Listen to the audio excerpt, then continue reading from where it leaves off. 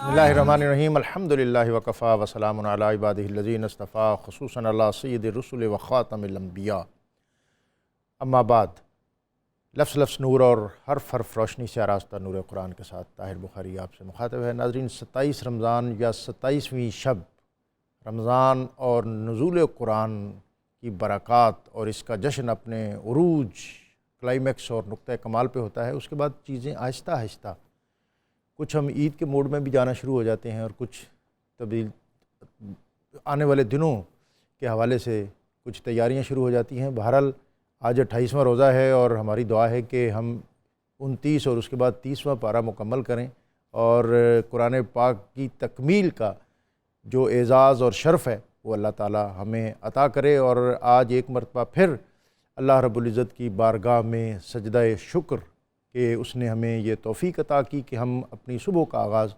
قرآن پاک کی بابرکت آیات سے کر رہے ہیں۔ آج 28واں روزہ ہے اور 28ویں پارے کی آیات اور صورتیں ہمارے پیش نظر ہیں۔ مدینہ منورہ میں یہ صورت جس کا آغاز 28ویں پارے سے ہو رہا ہے، سورہ مجادلہ۔ مجادلہ کہتے ہیں بحث اور تکرار کو، اردو میں بھی عام طور پر یہ لفظ استعمال ہوتا ہے، اور گمان یہی ہے یا غالب خیال یہی ہے کہ یہ صورت جو ہے یہ غزوہ احد کے بعد نازل ہوئی۔ نبی اکرم رسول محتشم صلی اللہ علیہ وآلہ وسلم، آپ کی صحابیہ خولہ بنت صامت، یہ ان کا تعلق انصار کے ساتھ تھا اور ان کے شوہر اوس بن صامت، ان کی شادی ہوئی اور زندگی کا طویل عرصہ اکٹھے گزرا۔ اوس بن صامت بڑھاپے کی وجہ سے ان کی طبیعت میں کچھ چڑچڑاپن آ گیا، غصے میں رہنے لگے، اور زندگی جو کہ ایک خوشگوار پیرائے میں اپنا سفر آگے بڑھا رہی تھی اس میں تلخیاں کچھ نمایاں ہونے لگیں، یہاں تک کہ ایک دن اوس بن صامت نے اپنی اہلیہ خولہ بنت ثعلبہ کو عرب کے اس قدیم طریقے کے مطابق جس کو وہ زہار کہتے ہیں علیحدگی اختیار کر لی۔ عرب کے اندر یہ روایت تھی اور ان کا کلچر تھا کہ وہ اگر اپنی اہلیہ کو، اپنی بیوی کو انت علیہ کا ظہر امی، کہ تم میرے لیے اسی طرح ہو جس طرح میری ماں کی پشت، تو یہ زہار سے تعبیر ہوتا تھا اور اس سے میاں بیوی کا تعلق منقطع ہو جاتا تھا۔ اوس بن صامت اور خولہ بنت ثعلبہ، ان کی علیحدگی ہو گئی، اور خولہ بنت ثعلبہ نبی اکرم رسول محتشم صلی اللہ علیہ وسلم کی خدمت میں اپنی فریاد لے کر حاضر ہوئیں۔ عرض کی، یا رسول اللہ، میں جوان تھی، میرے پاس مال تھا اور زندگی کا جو بھرپور دورانیہ تھا وہ میں نے اپنے شوہر اوس بن صامت کے ساتھ صرف کر دیا۔ میری جوانی چلی گئی، دولت ضائع ہو گئی، اور عمر کے اس حصے میں جب کہ مجھے اس کی رفاقت کی سب سے زیادہ ضرورت تھی، اس نے میرے سے علیحدگی اختیار کر لی، اور یا رسول اللہ، مجھے اپنے سے بھی بڑھ کر اپنے ان بچوں کی فکر ہے کہ اگر میں ان کو ان کے والد کے پاس چھوڑتی ہوں تو وہ ضائع ہو جائیں گے، اور اگر میں اپنے ساتھ رکھتی ہوں تو میرے پاس فاقہ ہے، میں غریب ہوں، میں ان کی صحیح کفالت نہیں کر سکوں گی۔ نبی اکرم رسول محتشم صلی اللہ علیہ وآلہ وسلم نے اس کو صبر اور اللہ کے احکام کا انتظار کرنے کی ہدایت فرمائی۔ خولہ صبح و شام بارگاہ رسالت مآب صلی اللہ علیہ وسلم میں حاضر ہوتی، اور وہ یہاں حاضر نہ ہوتی تو اور پھر کہاں جاتی۔ صحابہ اکرام رضوان اللہ علیہم اجمعین، ان کا عقیدہ، ان کا خیال اور ان کی عقیدت ہی یہ تھی کہ ہمارے ہر درد اور دکھ کا مداوع بارگاہ رسالت مآب صلی اللہ علیہ وسلم سے عطا ہوگا۔ خولہ ایک دن نبی اکرم صلی اللہ علیہ وسلم کی خدمت میں اپنی مناجات پیش کر رہی تھیں، اور دل ہی دل میں اللہ تعالیٰ کی بارگاہ میں بھی اپنے درد کا شکوہ پیش کر رہی تھی، اور اسی اثناء میں نبی اکرم رسول محتشم صلی اللہ علیہ وآلہ وسلم آپ پر وحی کی کیفیت طاری ہوئی، اور آپ نے آواز دی، خولہ تجھے مبارک ہو۔ قرآن پاک کا 28واں پارہ اس خوبصورت پیرائے سے شروع ہو رہا ہے، قد سمع اللہ قول التی تجادلک فی زوجہا، کہ سن لی اس عورت کی بات اللہ تعالیٰ نے۔ یہ کون عورت اور یہ کون سا معاشرہ جہاں عورت کو پسماندہ اور قابل اعتناء ہی نہیں جانا جاتا تھا؟ آج اس دین نے، نبی اکرم رسول محتشم صلی اللہ علیہ وآلہ وسلم کے لائے ہوئے نظام نے اس عورت کو اتنی رفعت، عظمت اور برکت عطا کی کہ فضاؤں کو چیرتی ہوئی اس کی بات اور اس کی ندا اور اس کی صدا اللہ کی بارگاہ میں پہنچ گئی، اور قرآن پاک کی باقاعدہ اس پر آیات نازل ہو گئیں۔ نبی اکرم رسول محتشم صلی اللہ علیہ وآلہ وسلم نے فرمایا کہ اللہ تعالیٰ نے تیرے معاملے کا فیصلہ کر دیا اور اپنے شوہر کو بلاؤ۔ اوس بن صامت نبی اکرم صلی اللہ علیہ وسلم کی خدمت میں حاضر ہوئے۔ آپ نے فرمایا کہ تم ایک غلام آزاد کرو تاکہ تمہاری جو کوتاہی ہے اس کا ازالہ ہو، اس کا کفارہ ادا ہو، اور تم دوبارہ اپنی خوشگوار زندگی اس کا آغاز کر سکو۔ اس نے عرض کی یا رسول اللہ میں تو از خود نادار آدمی ہوں، میرے پاس غلام کہاں۔ اللہ اکبر۔ نبی اکرم صلی اللہ علیہ وسلم نے فرمایا پھر 60 دنوں کے روزے رکھو۔ یا رسول اللہ ایک دن میں 3 دفعہ کھانا نہ کھاؤں تو مجھے اپنی بینائی کے زائل ہونے کا اندیشہ ہونے لگتا ہے۔ فرمایا پھر 60 مسکینوں کو کھانا کھلاؤ۔ یا رسول اللہ نادار ہوں، جیب میں تو پیسہ ہی نہیں ہے۔ سبحان اللہ۔ 15 درہم اپنی جیب سے اس کو ادا کرتے ہوئے نبی اکرم صلی اللہ علیہ وسلم نے فرمایا جاؤ مدینہ کے مسکینوں کو کھانا کھلاؤ اور تمہارا کفارہ ادا ہو گیا، اور اس کے بعد تم اپنی خوشگوار زندگی کی طرف واپس لوٹ جاؤ۔ سبحان اللہ۔ یہ ہے وہ معاشرت جس کے اندر جو فیملی سسٹم اور اس کا نظام، اور پھر بطور خاص جو میں بات کہنا چاہ رہا ہوں کہ ایک خاتون، اس کی ندا اور اس کی درد اور اس کی صدا کس طرح بارگاہ رسالت مآب صلی اللہ علیہ وسلم اور پھر اللہ کی بارگاہ میں پہنچی، اور یہ بلند عظمت خاتون حضرت عمر جیسا عظیم اور جری خلیفہ، صحابہ کہتے ہیں کہ ہم نے دیکھا راہ چلتے ایک بڑھیا اس نے حضرت عمر کو روک لیا، اور حضرت عمر سر جھکائے کھڑے ہیں اور اس کی باتیں سن رہے ہیں، اور کافی ٹائم گزر گیا، کافی وقت گزر گیا، وہ خاتون روانہ ہوئی، ان کی گفتگو مکمل ہوئی۔ ہم نے عرض کی امیر المومنین اس خاتون کے لیے، اس بڑھیا کے لیے اتنا وقت آپ نے یہاں صرف کیا؟ فرمایا تجھے پتہ نہیں ہے کہ یہ وہ خاتون ہے جس کی صدا اللہ تعالیٰ نے عرش پر سن لی۔ عمر کون ہوتا ہے اس کی بات کو اگنور کرنے والا، نظر انداز کرنے والا؟ یہ عرب کی معاشرت جس میں حالی نے کہا تھا جو ہوتی تھی پیدا کسی گھر میں دختر، تو خوف شماتت سے بے رحم مادر پھرے دیکھتی جب وہ شوہر کے تیور، کہیں زندہ گاڑ آتی تھی اس کو جا کر۔ جہاں بچیوں کو زندہ درگور کر دیا جاتا تھا، عورتوں کو وراثت کے حق سے محروم کر دیا جاتا تھا، اور دنیا کے اندر اس وقت بعض اوقات بعض معاشروں میں ایون گریکز اور رومن بھی عورت کو ذی روح اور انسان کا درجہ دینے کے بارے میں بھی متردد تھے۔ تو ان حالات اور پس منظر میں اسلام اور نبی اکرم رسول محتشم صلی اللہ علیہ وآلہ وسلم آپ کے دین نے عورت کو اس سوسائٹی میں، نہ صرف اس سوسائٹی میں بلکہ پوری دنیا میں وہ عزت، عظمت اور رفعت عطا کی۔ 28ویں پارے کے مضامین بہت اہم صورتیں ہیں، ان سے ہم آج اکتساب فیض کریں گے، اور ہمیشہ کی طرح ہمارے ساتھ بہت معروف اور معتبر مفتی محمد فاروق القادری صاحب، مفتی خلیل احمد یوسفی صاحب، اور اللہ رب العزت کی بارگاہ میں حمد کا نذرانہ پیش کرنے کے لیے ارشد شریف نقشبندی صاحب۔ ان کی طرف جانے سے قبل ہمیشہ کی طرح اسماء الحسنہ میں سے ایک اسم مبارک الصمد، بے نیاز، اس اسم مبارک کی برکت یہ ہے کہ جو شخص اس اسم کی کثرت سے تلاوت کرے، اس کا ورد کرے، اللہ تعالیٰ اس کے تمام معاملات میں سہولت اور آسانی پیدا فرما دیتا ہے۔ حضرت سے مجادلہ اور پھر بطور خاص اس کی آیت 8 اور اس میں گفتگو کے آداب اور یہودیوں کی سازش اور سلام کا طریقہ۔ بسم اللہ الرحمن الرحیم۔ بہت خوبصورت آپ نے سورہ مجادلہ کا تعارف اور عورت کی عظمت اور عزت پر گفتگو فرمائی ہے۔ اس سورت کی آیت نمبر 8 اور 9 میں یہودیوں اور ان کے ساتھ کچھ منافقین مل کر جو رحمت کونین صلی اللہ علیہ وآلہ وسلم کے خلاف مشاورت کرتے تھے، اس پر ان دونوں آیات میں گفتگو کی گئی ہے۔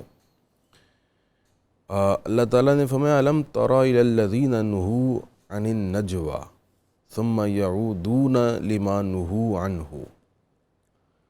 پس منظر یہ ہے کہ یہودی اور منافقین بیٹھ کر مسلمانوں کے ساتھ گفتگو کر رہے ہوتے، اور پھر کچھ باتیں وہ سرگوشی میں کرتے، ایک دوسرے کے قریب ہو جاتے اور خسر پھسر کرتے، اور مسلمانوں کو دیکھ کر ہنستے اور اشارے کرتے۔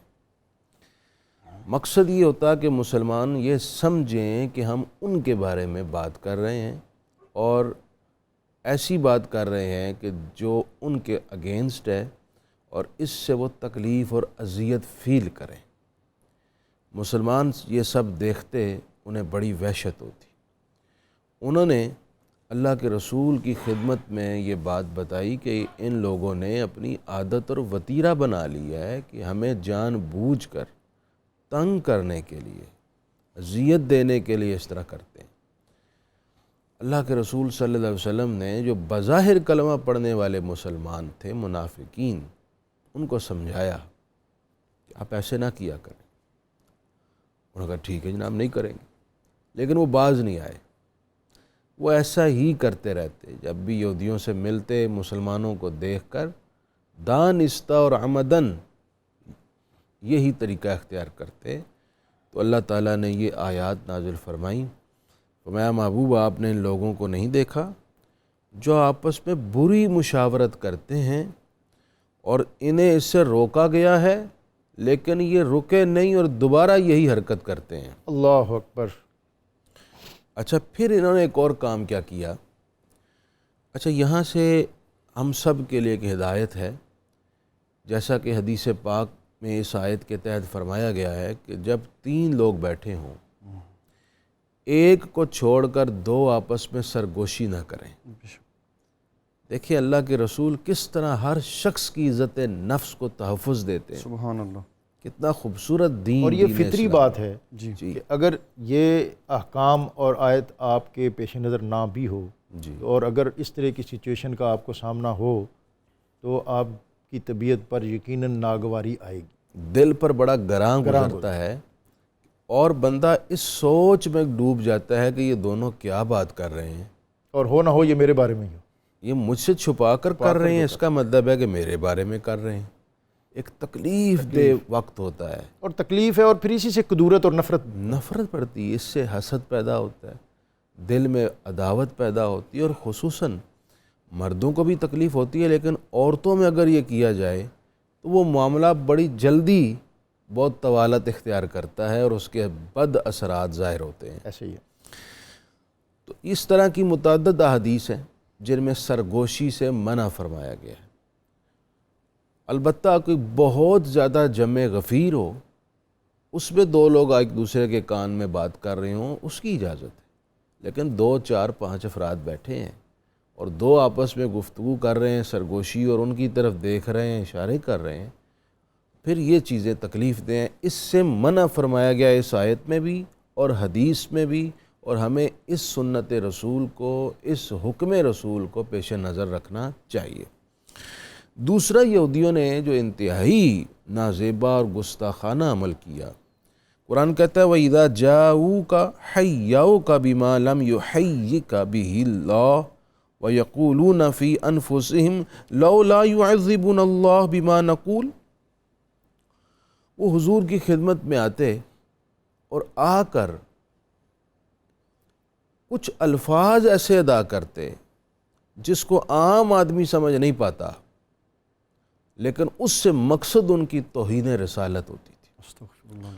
ایک لفظ انہوں نے اپنی زبانوں پہ چڑھا لیا، ہم کہتے ہیں السلام علیکم، اس کا معنی ہے کہ آپ پر سلامتی اترے۔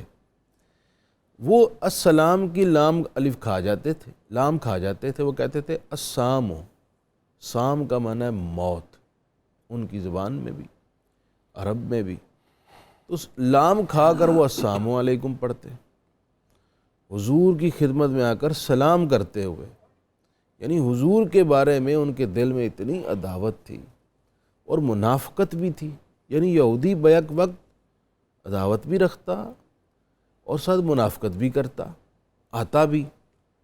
جب اس نے یہ کہا تو اللہ کے رسول صلی اللہ علیہ وسلم تو دانائے غیوب ہیں، سبحان اللہ، فوراً بھانپ گئے، سبحان کیا ارادے ہیں، کیا لفظ بولا ہے، تو اللہ کے رسول نے ویسا ہی جواب دیا، آپ نے فرمایا وعلیکم، اللہ، تم پر اترے یہی موت جس کی تم بات کر رہے ہو۔ اچھا، لیکن اللہ کے رسول صلی اللہ علیہ وسلم اس کے ساتھ ساتھ حکمت اور دانائی کا راستہ اختیار فرماتے تھے۔ اندر آواز سن لی حضرت ام المومنین سید عائشہ صدیقہ سلام اللہ علیہ، اللہ اکبر، اللہ اکبر۔ بحیثیت کلمہ گوئے پیغمبر، بحیثیت امتی، ان کو یہ برداشت نہیں ہوا۔ اہلیہ بھی ہیں، ام المومنین بھی ہیں اور امتی بھی ہیں، وہ کیسے برداشت کر سکتی تھیں کہ کوئی شخص اللہ کے حبیب کے بارے میں ایسا لفظ بولے؟ آپ کے جذبات مچل گئے، جلال میں آ گئی، اور آپ نے کہا کہ اللہ کی تم پر لعنت ہو، تم یہ الفاظ کہہ رہے ہو؟ تو رسول اللہ صلی اللہ علیہ وسلم نے حضرت عائشہ صدیقہ کو روکا کہ عائشہ آپ رک جائیے۔ پھر سرکار دو عالم صلی اللہ علیہ وسلم نے فرمایا کہ عائشہ آپ نرمی اختیار کریں، جو جواب بنتا تھا میں پہلے ہی دے آیا ہوں، سبحان اللہ۔ سبحان اللہ۔ السلام علیکم کا جواب میں وعلیکم سے دے آیا ہوں۔ اچھا، اب یہاں پر نا یہودی اور منافق بیٹھ کر ہنستے، یہ الفاظ کہہ کے نا آپس میں کہتے تھے کہ ہمیں آج پتہ لگ گیا یہ اللہ کے سچے نبی نہیں ہیں۔ کیوں؟ کہتے ہیں کہ ہم نے اتنی ان کی بے ادبی، گستاخی، احانت کی، اللہ کے سچے نبی ہوتے تو عذاب آ جاتا۔ جیسے کچھ لوگ بے ادبیاں کرتے ہیں، گستاخیاں کرتے ہیں نیکوں اور صالحین کی، اور بعد میں کہتے ہیں کہ ہم صحیح راستے پر، اللہ ان کو ڈھیل دیتا ہے۔ عذاب کا نہ آنا بندے کو اس خوش فہمی میں مبتلا کر دیتا ہے کہ میں جو کر رہا ہوں وہی درست راستہ اور طریقہ ہے۔ تو اللہ تعالیٰ نے اس کا جواب دیا یہاں پہ۔ میں یہ کہتے ہیں لولا یعذبون اللہ، ہم پر اللہ عذاب کیوں نہیں اتار رہا؟ میں حسبنہم جہنم، تمہارے لیے جہنم کافی نہیں ہے؟ اللہ اکبر۔ یصلونہا، تمہیں وہاں پھینکا جائے گا، فبئس المصیر، اور اس سے بری جگہ ہے ہی کوئی نہیں۔ دنیا میں اگر اللہ عذاب دینے میں تاخیر کر رہا ہے تو اس نے رسی یوں ہی ڈھیلی نہیں چھوڑی، کوئی اس کی حکمت ہے۔ جب وہ وقت پورا ہوگا، اس کی حکمت پوری ہوگی، دنیا میں بھی پکڑ میں آؤ گے اور آخر میں تو عذاب ہے ہی ہے۔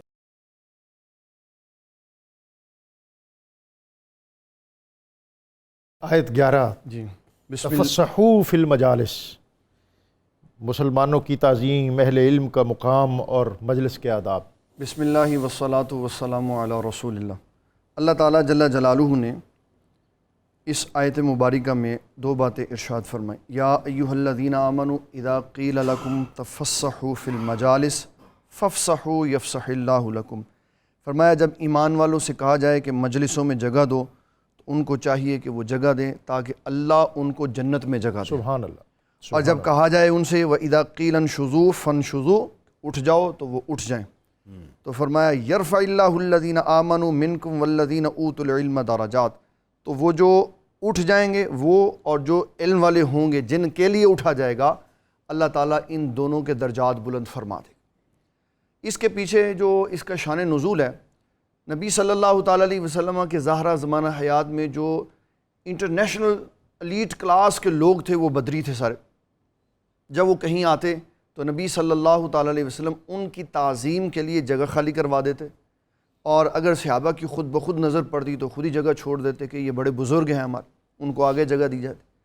ایک پروگرام ہو رہا تھا جس میں سب محو تھے نبی صلی اللہ تعالیٰ علیہ وسلم کے دیدار میں، تو انہوں نے توجہ نہیں کی کہ پیچھے سے کون آیا۔ تو بدری صحابہ میں سے چند آئے، انہوں نے پہلے نبی صلی اللہ علیہ وسلم کو سلام عرض کیا، تو نبی صلی اللہ علیہ وسلم نے سلام کا جواب ارشاد فرمایا، کوئی نہیں اٹھا۔ پھر انہوں نے صحابہ کو سلام کیا، لیکن وہ ان کا جو استغراق تھا اس میں اتنے انہماک کے ساتھ وہ تھے کہ نہیں توجہ ہوئی۔ پھر انہوں نے صحابہ کو سلام کیا تو وہ بھی نہیں اٹھے، تو نبی صلی اللہ تعالیٰ علیہ وسلم نے پھر ان کو اٹھایا۔ یہ اٹھانا ان کے اوپر شاق گزرا کہ ہم پہلے سے بیٹھے ہوئے تھے اور نبی صلی اللہ علیہ وسلم کی زیارت میں مصروف تھے۔ اس پر اللہ تعالیٰ نے یہ آیت مبارکہ نازل کی کہ جب کوئی آئے تو اس کے لیے جگہ کھلی کر دو۔ یعنی کوئی سینئر آ جائے، کوئی بزرگ آ جائے تو ہاں اس جی کے بالکل، یہ اصول ضابطہ ہے۔ اس کے اوپر بخاری کی ایک بہت خوبصورت روایت ہے۔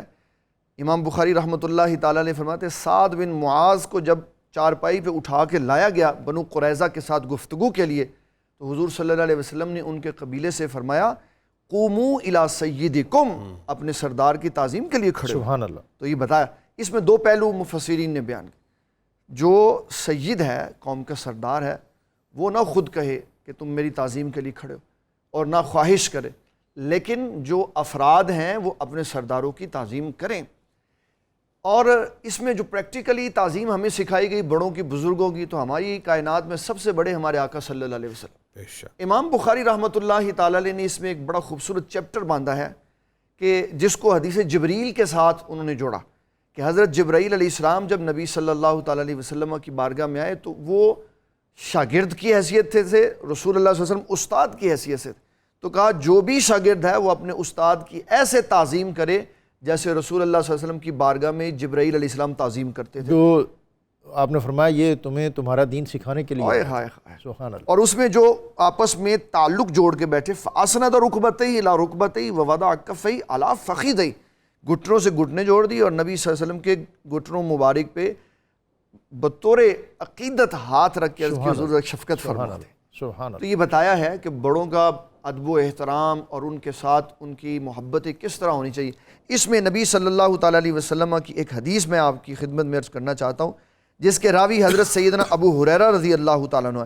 فرمایا نبی صلی اللہ علیہ وسلم نے کہ جس کو اللہ تعالیٰ علم عطا فرما دے اس کو چاہیے کہ عاجزی اور انکساری کرے، اور جو تمہیں علم سکھاتے ہیں یا جتنے تمہارے اساتذہ ہیں تو شاگردوں کو چاہیے کہ اپنے اساتذہ کی تعظیم کریں. سبحان اللہ. اس کا سب سے بہتر حل ہے اور اس سے عقیدت کا پتہ چل جاتا ہے. انسان جب اپنے اساتذہ کے سامنے ان کے قد کے برابر کھڑا اور پگڑی اس کی بڑی ہے تو یہ جب جھک کے ان کے ہاتھ چوم کے سلام کرے گا تو سارا غرور و تکبر ختم ہو جائے. تو اساتذہ اکرام کی تعظیم صرف یہ ظاہری تعظیم نہیں، دل میں بھی تعظیم ہونی چاہیے جو اسلام ہمیں سکھاتا ہے.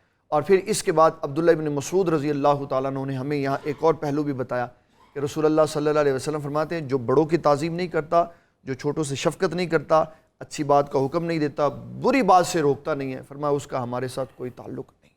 سورہ حشر کا آغاز ہو رہا ہے اور پھر اس میں بطور خاص هو اللہ الذی لا الہ الا هو عالم الغیب والشہادہ. جناب ڈاکٹر صاحب میں ایک جملہ کہنا چاہوں گا. ابھی مفتی صاحب بات کر رہے تھے اساتذہ کے حوالے سے. جو قوم اساتذہ کی تکریم نہیں کرتی وہ برباد ہو جاتی. آئے دن دل خراش واقع سننے میں آتے ہیں فلاں یونیورسٹی میں طلباء نے استاد کو مار مار کر لہو لعان کر دی. اور دوسری طرف سے بھی بعض اوقات ایسے واقعات آتے ہیں. جی ہاں، دونوں طرف سے طلباء کو ہر صورت میں استاذ کی تکریم کا خیال کرنا اور یہ جو مغربی یلغار ہے ہاں جی ہمارے تعلیمی اداروں میں، اس نے تو تقدس کا یہ جو ہمارا روایتی ایک نظام اور کلچر تھا اس کو پامال کر دیا. ختم کر دیے. ہمارے کلچر میں استاذ کی بڑی اسے تو روحانی باپ کہا جاتا ہے اور استاذ کی تکریم سے علم کا نور سینے میں روشن ہوتا ہے. اقبال نے بڑی طنز کی تھی اس نظام پہ. اس نے کہا تھا کہ تھے وہ بھی دن کے خدمت استاد کے عوض، جی چاہتا تھا ہدیہ دل پیش کی. واہ واہ کیا بات. وہ مولا علی کا فرمان ہے نا کہ جس نے مجھے ایک لفظ پڑھایا میں اس کا غلام ہو گیا. اللہ. چاہے مجھے رکھے چاہے مجھے بیچ ڈالے. اللہ. یہ ہم جیسوں کے لیے یہ، لیکن ہم اس سے بہت غافل ہیں. جی اقبال کا دوسرا مصرع بھی رہتا ہے. اچھا جی ضرور ارشاد. اقبال آگے کہتے ہیں بدلا زمانہ ایسا کہ لڑکا پس از سبق کہتا ہے ماسٹر سے کہ بل پیش کیجیے. اللہ. واہ واہ واہ. جی یہ جو آیات مقدسہ سورہ حشر کی آپ بتا رہے ہیں یہ آخری 3 آیات ہیں اور ان کی حدیث شریف پہ بہت فضیلت آئی ہے. 2 حدیثیں خاص طور پر پیش کرتا ہوں. ایک ترمذی سے ہے. نبی اکرم صلی اللہ علیہ وآلہ وسلم نے فرمایا کہ جس نے سورہ حشر کی آخری 3 آیات صبح کے وقت پڑھی اور ان سے پہلے 3 دفعہ اعوذ باللہ السمیع العلیم من الشیطان الرجیم پڑھے اور پھر یہ 3 آیات پڑھے تو 70,000 فرشتے صبح کے وقت اللہ متعین کر دیتا ہے جو شام تک اس بندے کے لیے دعائے مغفرت کرتے ہیں. سبحان اللہ. اور اس پورے دن میں اگر اس بندے کا انتقال ہو گیا تو اسے شہادت کا رتبہ دیا جاتا ہے اور اس کی بخشش کا اعلان کر دیا جاتا ہے.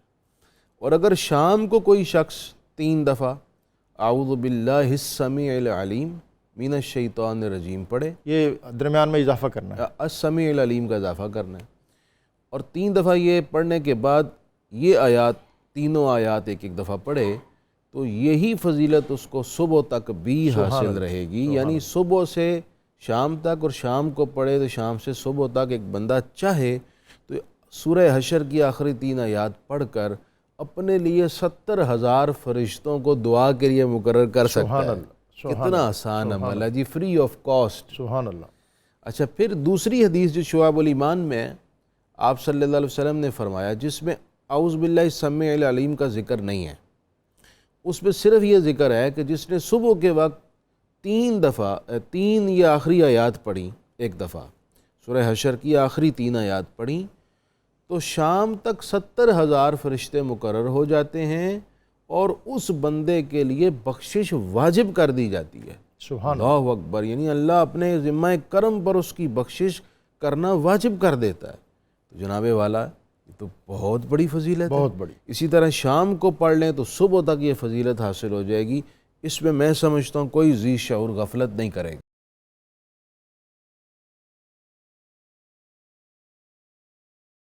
سورہ ممتحنہ جناب۔ بسم اللہ الرحمن الرحیم۔ سورۃ ممتحنہ کی آیت نمبر 8 اور 9 میں اللہ تبارک و تعالیٰ نے 2 اصول اور ضابطے بیان کیے ہیں۔ پہلی آیت میں ارشاد فرمایا، لا ینہاکم اللہ عن الذین لم یقاتلوکم فی الدین ولم یخرجوکم من دیارکم ان تبروہم وتقسطوا الیہم۔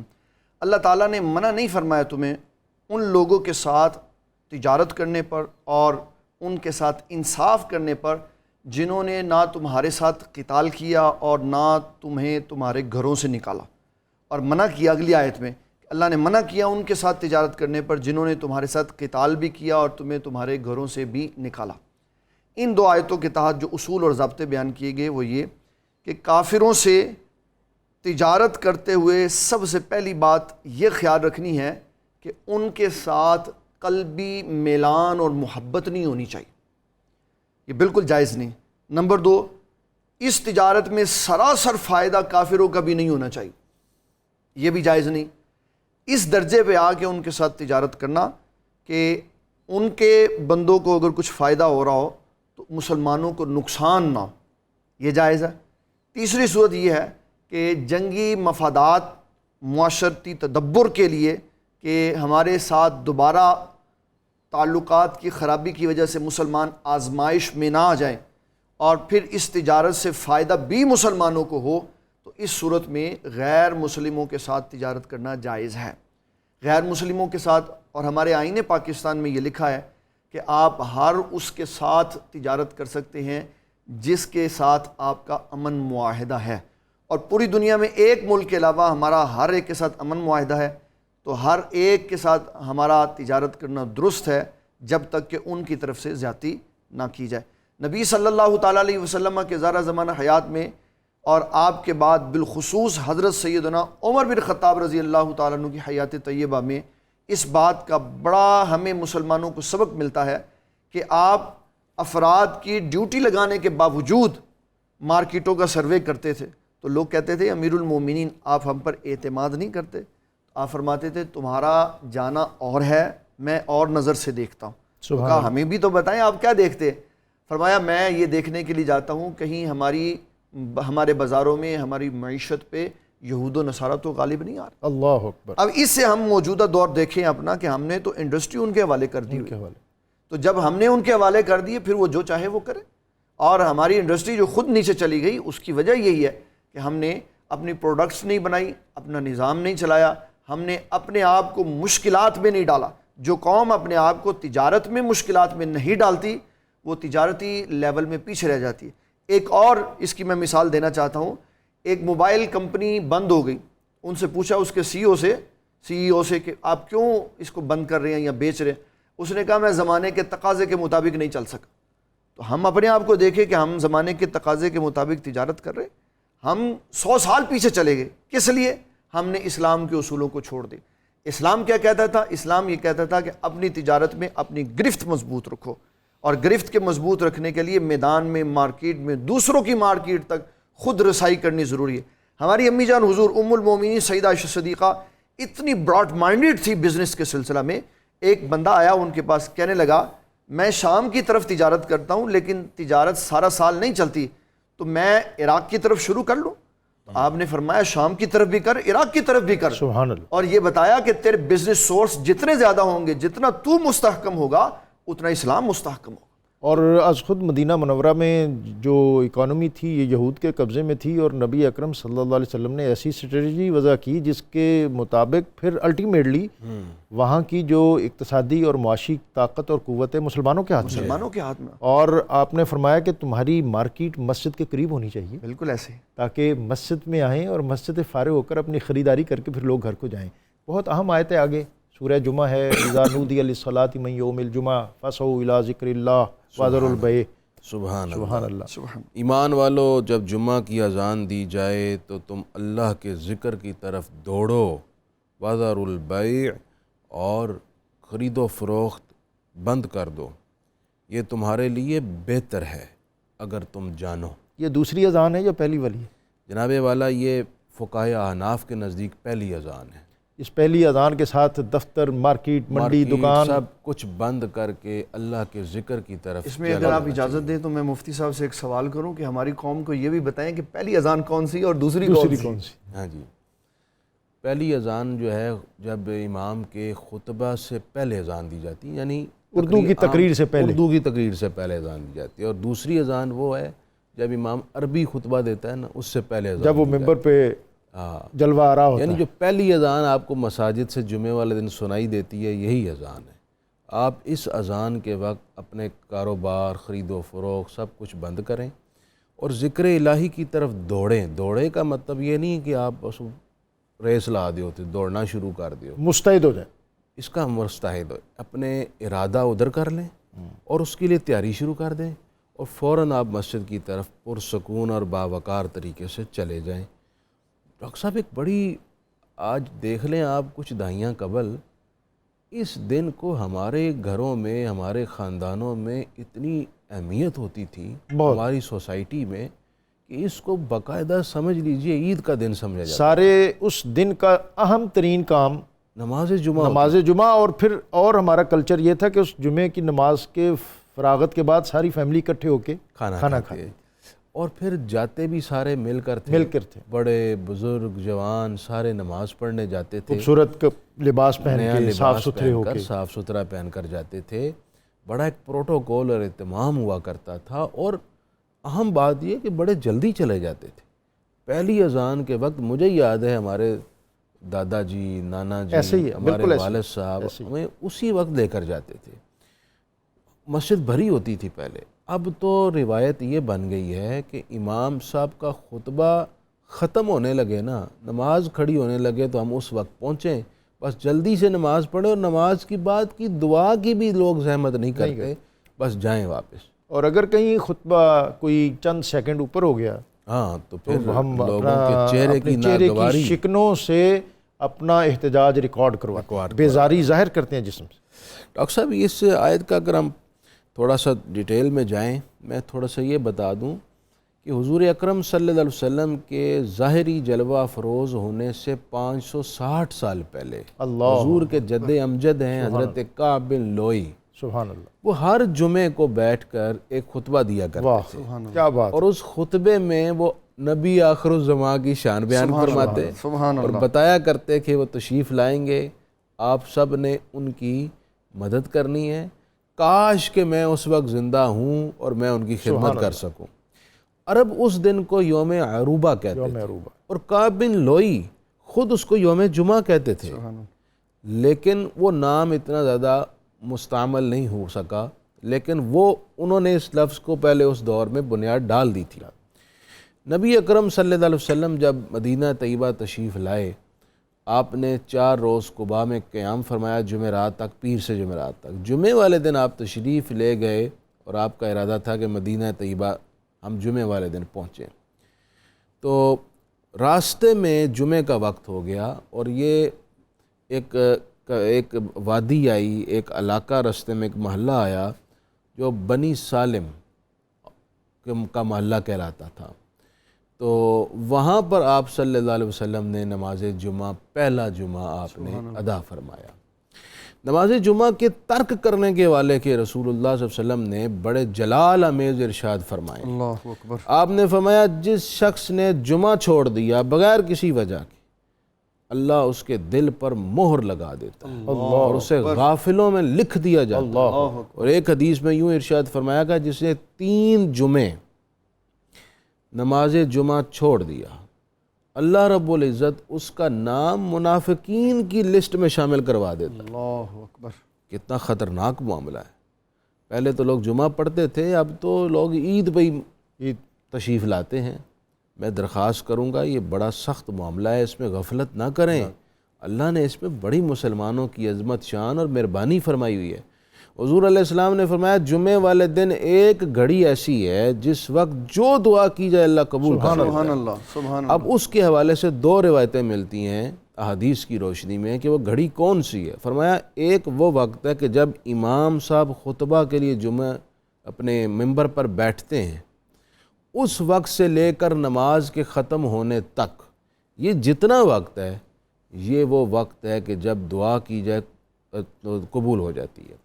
دوسرا فرمایا گیا کہ جمعے والے دن کی آخری گھڑی، یعنی جب سورج غروب ہو رہا ہے، اس وقت سیدہ فاطمہ زہرا سلام اللہ علیہا، سبحان اللہ، حضرت فضا کی ڈیوٹی ہوتی تھی، وہ آواز لگاتی تھی کہ اے شہزادی رسول بس سورج غروب ہونے والا ہے، تو سیدہ کائنات دعا شروع کر اللہ تو سیدہ پاک کا معمول یہ تھا۔ اللہ۔ تو اب رمضان شریف بھی الحمدللہ جمعے گزرے ہیں، ہم نے پہلے بھی ایک پروگرام میں بتایا تھا، امید ہے کئی لوگوں نے یہ دعا کی ہوگی۔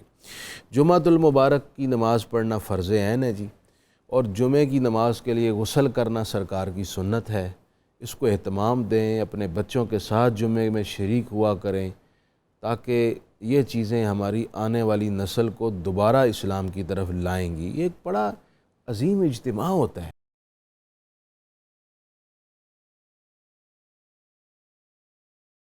میں علماء کا شکریہ اور اللہ رب العزت کی بارگاہ میں حمد کا نذرانہ پیش کرنے کے لیے ارشد بشیر نقشبندی صاحب، ان سے قبل قرآنی وظیفہ آج کا روحانی ترقی کے لیے سورہ عنکبوت کی آیت 69، والذین جاہدوا فینا لنہدینہم سبلنا، روزانہ 100 مرتبہ پڑھیں، انشاءاللہ برکات اور جو روحانیت ہے اس کی منازل آسان ہوں گی۔ جناب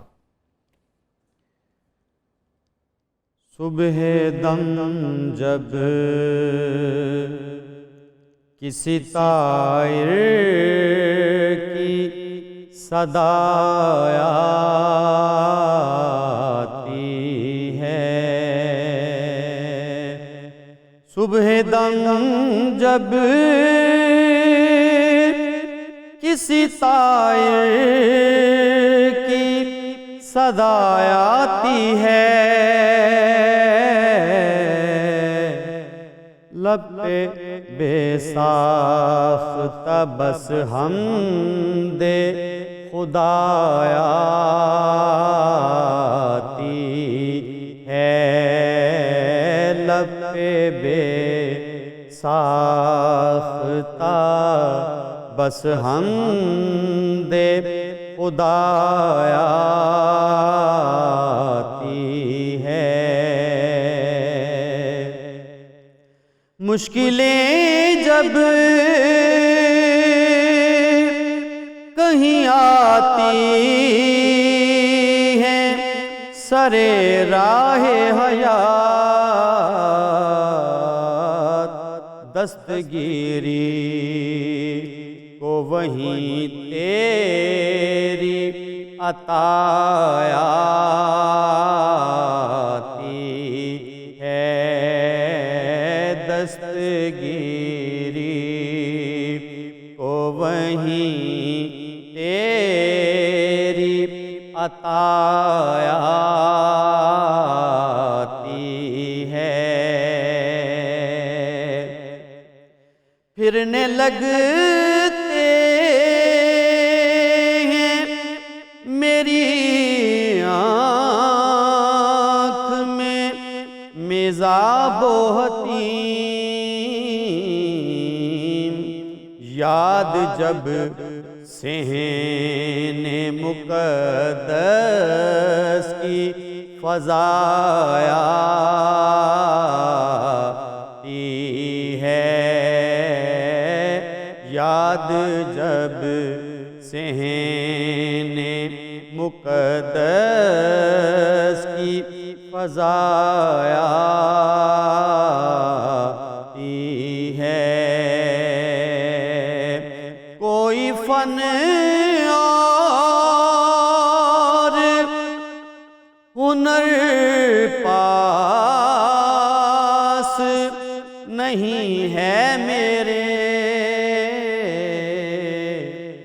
تیرے محبوب کی بس حمد و ثنائی ہے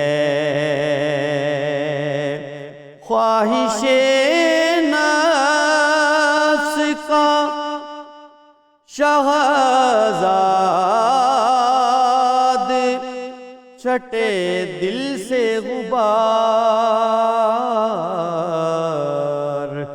تب کہیں جا کے سمجھ شان خدایا ہے صبح دم جب کسی طائر کی صدا آتی ہے لب پہ بے ساختہ